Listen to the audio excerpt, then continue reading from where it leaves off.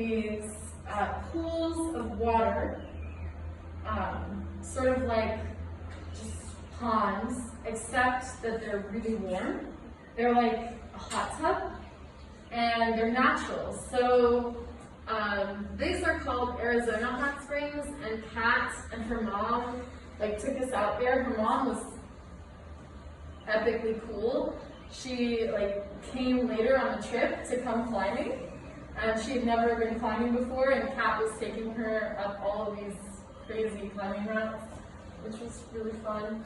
But so it was in a slot canyon, and in the slot canyon, like I said, water collects, and this water was heated by geothermal activity, which is like when the heat from the earth is close to the surface, and so it heats water.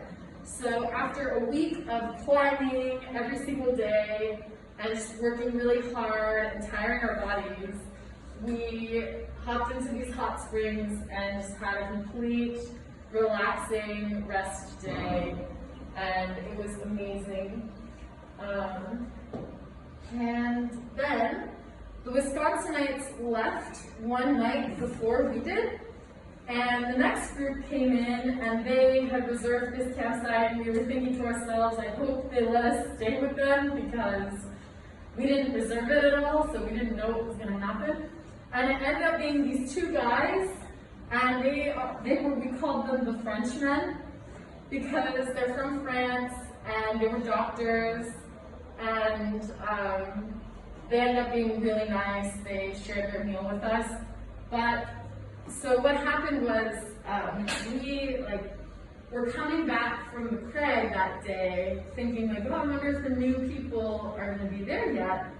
And they were standing by the barbecue, because most campsites have a barbecue even though nobody uses it. So usually nobody uses the barbecue. You're kind of just making really terrible food, like mac and cheese, canned chili, or ramen. And we see these two guys cooking on the barbecue, and we're thinking, what are they making? What are they cooking on the barbecue? And it turned out that they had a full steak and fresh mushrooms that they were grilling. And we were like, wow, of course they're not American. And they brought this really delicious vino verde from Argentina, which is this green wine that they make there. And they offered to share their meal with us, which was very, very nice because they saw us cooking our ramen, and they're like, are you serious? What are you doing? Eat some steak. So they ended up being really nice and friendly, which I think is a pretty typical thing if you go to the outdoors in the United States.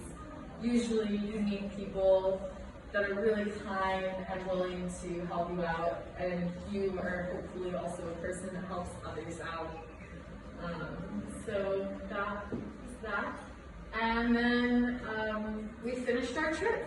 So the Wisconsinites drove back home, and to drive from Las Vegas to Wisconsin is 48 hours of driving. So they drove 48 hours, and we flew from Vegas to Seattle, and then we ended up back in Bellingham. And that is the story.